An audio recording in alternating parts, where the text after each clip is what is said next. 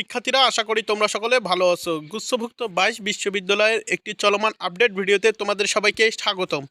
গুচ্ছভুক্ত 22 বিশ্ববিদ্যালয় তোমরা অনেক দিন থেকে আমি বা আমাদের মাধ্যমে জানতে পারতেছো গুচ্ছভর্তি পরীক্ষায় কোনো বিশ্ববিদ্যালয় থাকতে চাচ্ছে, আবার কেউ থাকতে চাচ্ছে না, এবং সরকারের পক্ষ থেকে বলা হচ্ছে গুচ্ছভর্তি পরীক্ষাটি টিকিয়ে রাখা হোক, এবং আরও বলা হচ্ছে যাতে একটি পরীক্ষার মাধ্যমে পাবলিক বিশ্ববিদ্যালয়গুলো তাদের শিক্ষার্থীকে নিয়ে থাকে। এরকম একটি বিষয় ইঙ্গিত দিয়েছে সরকারের শিক্ষামন্ত্রী ডাক্তার দীপু মনি। সেই সাথে আরও নিউজ প্রকাশিত হয়েছে শিক্ষা কার্যক্রমকে ত্বরান্বিত করার জন্য একটি ভার্সনে পরীক্ষা নেওয়ার চেষ্টা চলছে। তার আগে একটি কথা বলে নেই, আজকে একটি নিউজ প্রকাশ হয়েছে গুচ্ছভর্তি পরীক্ষা নিয়ে। তার আগে একটি কথা বলে নেই, তুমি যদি আমার এই চ্যানেলটিতে নতুন হয়ে থাকো, পরবর্তী ভিডিও পাওয়ার জন্য সাবস্ক্রাইব করে আমার চ্যানেলটি বেল বাটনটি বাজিয়ে দাও, এবং পাশে থাকা বেল বাটনটি বাজিয়ে দিয়ে আমাদের সঙ্গেই থাকো, চলমান আপডেটের সঙ্গেই থাকো। গুচ্ছভর্তি পরীক্ষা উপাচার্য ও শিক্ষকদের ডেকেছেন শিক্ষামন্ত্রী। নিউজটি প্রকাশ হয়েছে 26 ফেব্রুয়ারি 2023 10:20 AM। এখানে কি বলা রয়েছে চলো দেখা যাক বিস্তারিত। চলতি 2022 এবং 23 শিক্ষাবর্ষে ভর্তি পরীক্ষায় 22টি বিশ্ববিদ্যালয়ের উপাচার্যদের নিয়ে সভা বসেছেন শিক্ষামন্ত্রী ডাক্তার দীপু মনি। আগামীকাল সোমবার 27 ফেব্রুয়ারি বেলা 2টার দিকে সভা হতে পারে। সেখানে গুচ্ছভর্তি পরীক্ষা বিষয়ে গুরুত্বপূর্ণ সিদ্ধান্ত আসতে পারে বলে জানা গেছে। একাধিক সূত্র জানা গেছে যে সভায় 22টি বিশ্ববিদ্যালয়ের উপাচার্য ছাড়াই একাধিক শিক্ষক সমিতির নেতাদের ডাকা হয়েছে।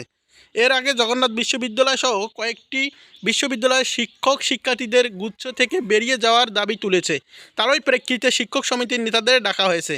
সভায় ডাকার বিষয়টি নিশ্চিত করে যশোর বিজ্ঞান ও প্রযুক্তি বিশ্ববিদ্যালয় জবি উপাচার্য অধ্যাপক ডাক্তার মোহাম্মদ আনোয়ার হোসেন আজ রোববার 26 ফেব্রুয়ারি দ্য ডেইলি ক্যাম্পাসকে বলেন। সোমবার দুপুরের পর শিক্ষামন্ত্রী তাদেরকে ডেকেছেন, শিক্ষক সমিতিও থাকবে।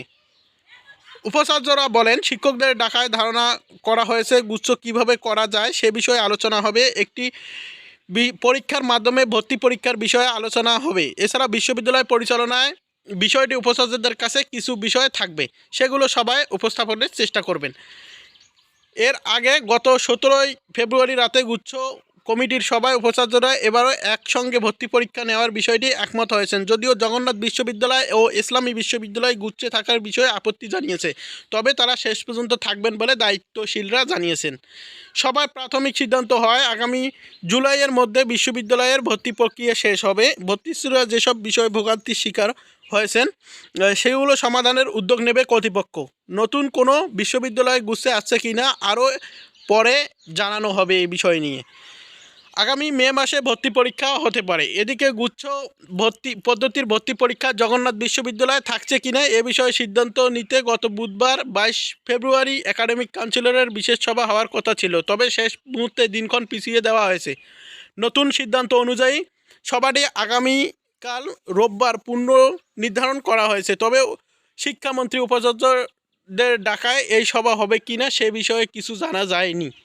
আসলে বন্ধুরা, তোমরা নিউজটি থেকে অনেক কিছু বুঝতে পারলে। গুচ্ছভর্তি পরীক্ষা শিক্ষার্থীরা চাচ্ছে হোক, কিন্তু সরকারও চাচ্ছে গুচ্ছভর্তি পরীক্ষা হোক, কিন্তু বিশ্ববিদ্যালয়গুলো নানা জটিলতার কারণে তাদের ভর্তি পরীক্ষা নিতে বিলম্ব হচ্ছে, সময় অনেক লাগতেছে। শিক্ষার্থী কল করে ভর্তি করাতে হচ্ছে, কারণ যারা ভালো বিশ্ববিদ্যালয়ে ভালো সাবজেক্ট খুঁজতেছে তারা কিন্তু আসলে চেঞ্জ করে অন্য বিশ্ববিদ্যালয়ে যাচ্ছে। দেখো তোমরা অন্যান্য বিইউপি সহ অন্যান্য ভার্সিটির এক সেমিস্টার শেষ, এখনও গুচ্ছভর্তি পরীক্ষা 2021 ও 22-এর কার্যক্রম শেষ করতে পারেনি কর্তৃপক্ষ।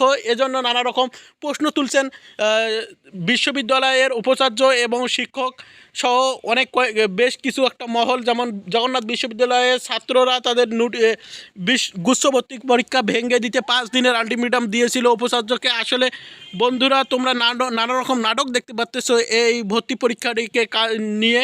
আসলে ভর্তি পরীক্ষাটি শেষ পর্যন্ত সরকারের দাবি তারা টিকিয়ে রাখানোর চেষ্টা করতেছে, অপরদিকে বিশ্ববিদ্যালয়গুলো থাকতে চাচ্ছে না, কেউ আবার থাকতে চাচ্ছে। আসলে সঠিক কোনো নিউজ পাওয়া যাচ্ছে না এখন পর্যন্ত এসব বিষয়ে। তবে যদি একটি সভা অনুষ্ঠিত হয় তাহলে শেষ পর্যন্ত একটি ভালো কিছু হবে বলে আশা করা যায়। ধন্যবাদ সবাই।